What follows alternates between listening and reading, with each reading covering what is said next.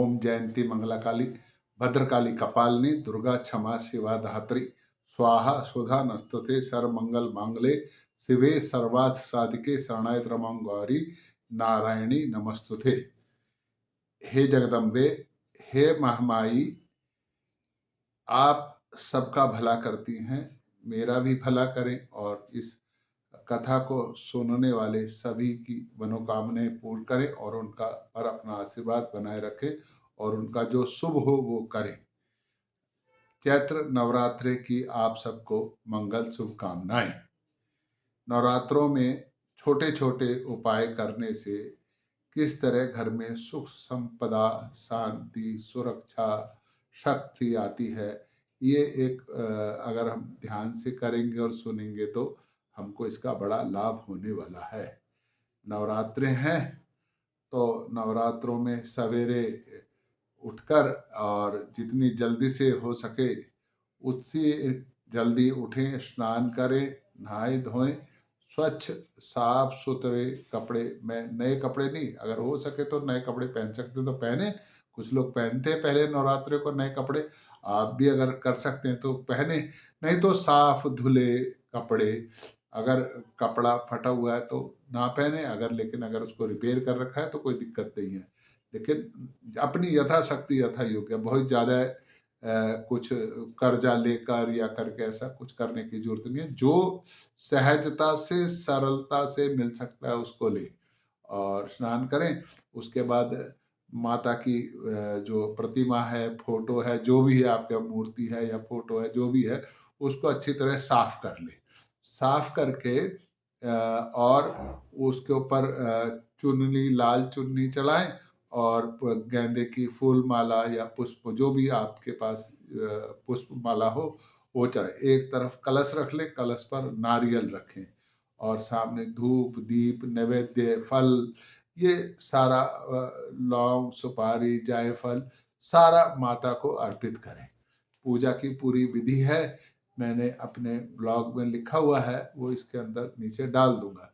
तो पूरा का पूरा सारा सामग्री जो भी आप पूजा की सामग्री लाए हैं, पुष्प धूप दीप, मैंने अभी बताया है, जौ जौ बोते हैं कुछ लोग, चैत के नवरात्रों में नहीं बोते, अगर वो आप बोते हैं तो वो कहते हैं मिट्टी का पात्र लेकर रेते के अंदर बोएंगे तो ज़्यादा अच्छा जल्दी वो आते हैं। तो पात्र लेकर और उसको कुछ दिन पहले छलनी से ढक के रखना चाहिए। तो कुल सामग्री लेकर और वहाँ पर माता के सामने दीपक जला लें और दीपक जला करके माता से आराधना करें। अपने मस्तक पर मंगल तिलक भी लगाएं और अपने हाथ में, अगर साथ में एक दो लोग बैठे तो आपस में कलावा बांध लें, नहीं तो पंडित जी से कलावा बंधवा लें। कैसा भी कलावा आपने पहले जो बांध रखा है उसको उतार दें और नया कलावा आज के दिन आप बांध लें। कलावा बांध करके और माता का जाप करें, ओम नमो भगवते वासुदेवाय। ये तो सर्व हर वक्त जाप करने वाली था। ओम जयंती मंगला काली भद्रकाली कपालिनी दुर्गा क्षमा शिवा धात्री स्वाहा सुधा नस्तुते सर्वमंगल मांगल्ये शिवे सर्वार्थ साधिके शरणाय त्र्यंबके गौरी नारायणी नमस्तुते। महालक्ष्मी नमस्तुभ्यम नमस्तुभ्यम सुरेश्वरी हरिप्रिया नमस्तुभ्यम नमस्तुभ्यम दयानिधि।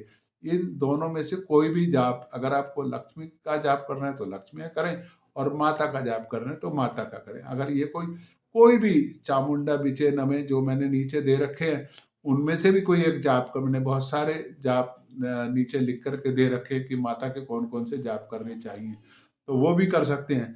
लेकिन अगर आपको कुछ नहीं, आपको संस्कृत से समस्या कुछ भी है तो आप जय माता दी, हे माँ जगदम्बे, और नहीं तो खाली माँ माँ माँ माँ।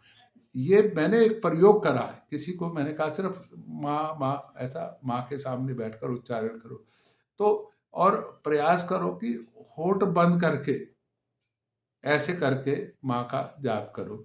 आप देखो आपके सारे, अगर आप मनोकामनाएं, मन को कितना आपको शांति मिलती है।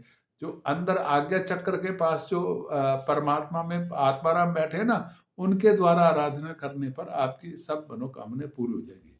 हाँ, लेकिन एक बात करनी है, जब आपको कोई भजन करना है, जब कोई कीर्तन करना है तो वो उच्चारण से करना है, वो मन मन में नहीं करना। मंत्र का जाप करना है वो मन मन में करना है, लेकिन कोई भजन करना है, कोई भेंट गानी है, कोई और उच्चारण से है, तो जैसे दुर्गा सप्तशती का पाठ करना है तो वो जोर से बोल करके करना है। वो है मत कहना कि कहीं वो पंडित जी ने बताया था वो धीरे धीरे करना है, तो वो धीरे नहीं करना, वो उच्च जोर से करना है। मंत्र मन से करना है, और भजन या दुर्गा सप्तशती का पाठ वो जोर से बोलकर करना है। दुर्गा सप्तशती का पाठ है और इन दिनों तो सब करते ही हैं, तो आप पूरे 9 दिन पाठ करें और जोर से बोल करके प्राप्त करें। और संस्कृत का करें, संस्कृत का करेंगे तो सारी विधि उसके अंदर लिखी हुई है, पूरा का पूरा संस्कृत का पाठ करें। वो अगर संस्कृत का पाठ पूरा विधान से करेंगे तो 2-2.5 घंटे लगते हैं, लेकिन एक आजकल हिंदी मैंने भी एक हिंदी अनुवाद करा है, और वो आप सबके पास पहुँचे या नहीं तो आप मेरे नीचे नंबर दे रखा है, मेरे से मंगवा सकते हैं। तो मैंने सरल हिंदी में लिखा हुआ है, आप उसको सहजता से तो उसको लगातार पढ़ेंगे तो भी 40-45 मिनट में वो पाठ पूरा हो जाता है। तो लेकिन अगर आप मान लो आप सर्विस करते हैं, नौकरी करते हैं, और आपके पास इतनी व्यवस्था नहीं है कि पाठ को रोज हर वक्त सारा का सारा ही पढ़ना है, तो उसका एक विधान भी है कि पहले दिन कितना पढ़ना है, दूसरे दिन कितना पढ़ना है, तीसरे दिन कितना पढ़ना है। तो मैं एक बार आप लोगों को बता देता हूँ। पहले दिन पहला अध्याय पढ़ना है, दूसरे दिन दूसरा और तीसरा अध्याय पढ़ना है, तीसरे दिन चौथा अध्याय पढ़ना है, चौथे दिन पांचवा, छठा, सातवां, आठवां, चौथे दिन पांचवा, छठा, सातवां, आठवां अध्याय करना है, पांचवें दिन 9वां और 10वां अध्याय करना है, छठे दिन 11वां अध्याय करना है, और सातवें दिन 12 और 13वां अध्याय करना है। ये एक विधान है, दुर्गा पुराण में लिखा हुआ है। एक बार फिर मैं दोहरा देता हूँ। पहले दिन पहला अध्याय पढ़ना है, दूसरे दिन दूसरा और तीसरा पढ़ना है, तीसरे दिन चौथा पढ़ना है, चौथे दिन पांचवा, छठा, सातवां, आठवां पढ़ना है, पांचवें दिन 9वां और 10वां पढ़ना है, छठे दिन 11वां पढ़ना है, और सातवें दिन 12वां और 13वां अध्याय पढ़ना है। ये इस प्रकार से भी आप कर सकते हैं। अगर आप मान लो ऑफिस जा रहे हैं, समय का अभाव है, तो आप इस तरह से भी 7 दिन में दुर्गा सप्तशती का पाठ पढ़ सकते हैं। वो संस्कृत में पढ़े, उसमें भी ये विधान लिखा हुआ है, संस्कृत वाली में भी। तो और मेरी दुर्गा सप्तशती पढ़े तो उसमें भी ये विधान लिखा हुआ है। लेकिन मैंने अभी तक ये देखा है कि जिन्होंने भी दुर्गा सप्तशती का पाठ पढ़ा है, उनकी सभी मनोकामनाएं माता ने पूर्ण करी है। अब मनोकामना कौन सी करनी है? अब जितनी बड़ी झोली है, यानी कि जितनी बड़ी आप कर्म कर सकते हो, जितना बड़ा कर्म शक्ति कर सकते हो, तो उतना करना चाहिए। और दूसरी बात, दुर्गा सप्तशती पढ़ते हैं तो दुर्गा के आचरण को भी अपने स्वभाव में ढालने का प्रयास करना चाहिए कि किस तरीके से माता ने दुष्टों का संहार करा, किस तरह माता ने और किस तरह माता का उदय हुआ। जब हम दूसरा अध्याय पढ़ते ना, महिषासुर वध वाला, तो उसमें सारा विस्तार से बता रखे किस तरीके से माता का उदय हुआ, तो उसको विस्तार से पढ़े। अगले एपिसोड में मैं आपको बताऊंगा कि शक्ति से कैसे उदय किया जाता है।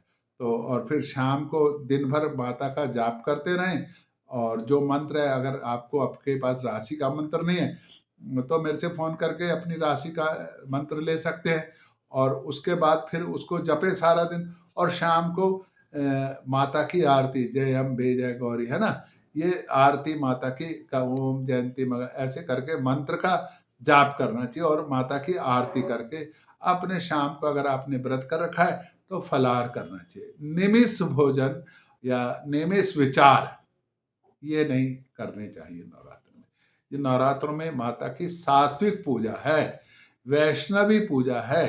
तो वैष्णवी पूजा है, सात्विक पूजा है, तो आचार से, विचार से, व्यवहार से और आहार से, ये माता की विचार से, आहार से और विचार से, ये तीनों का व्रत होता है।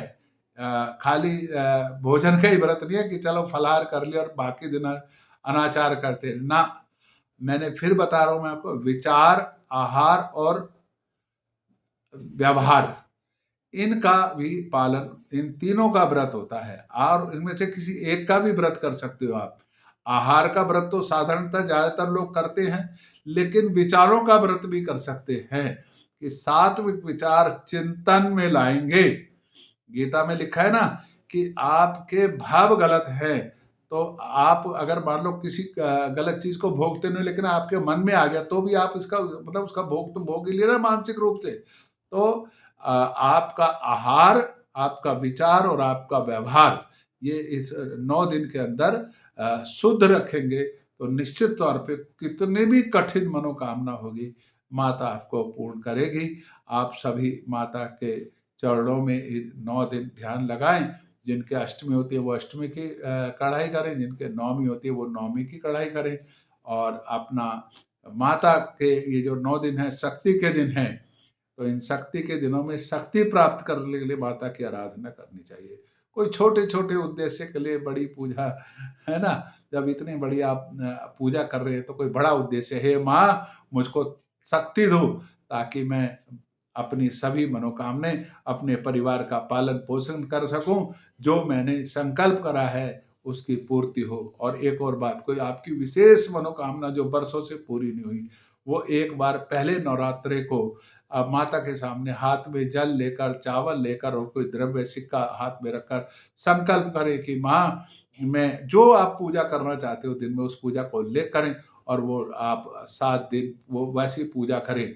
और पूजा करके अष्टमी को, और नवमी होती है तो 8 दिन करें, और वो करके और वो संकल्प को पूरा करें।